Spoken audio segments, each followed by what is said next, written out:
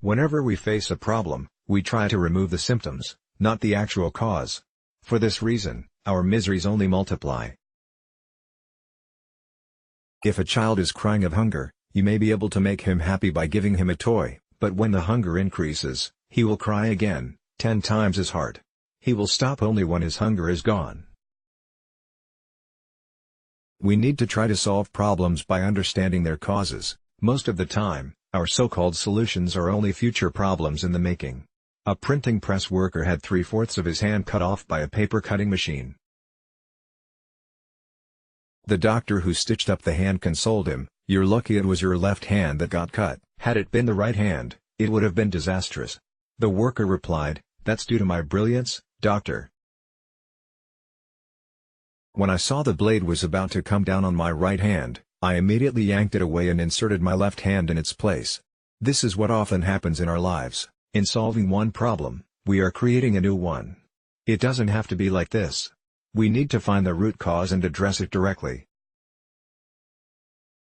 We are not isolated islands. We are all links in a chain. We cannot wait for others to change. We should be prepared to change first. In this way, we can transform society.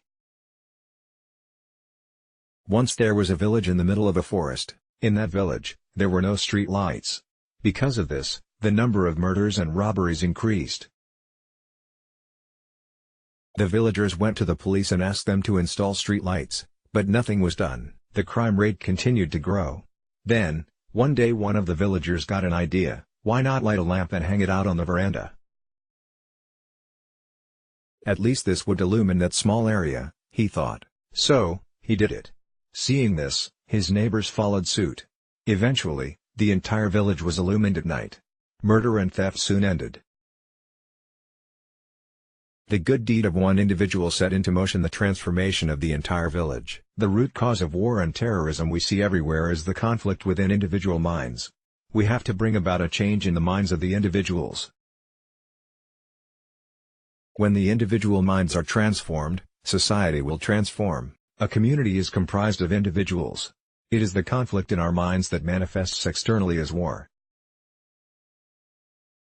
When a transformation takes place in the human mind, then society changes automatically. We should try to cultivate love and peace in our hearts. The effort to do so must be there on our part. We spend millions on the military and defense. When it comes to war, we have such intensity and focus. Why don't we put just a fraction of that money and effort towards creating world peace? For defense purposes, every nation has a huge budget. Security is essential. But the greatest security comes through implementing spiritual values in our lives.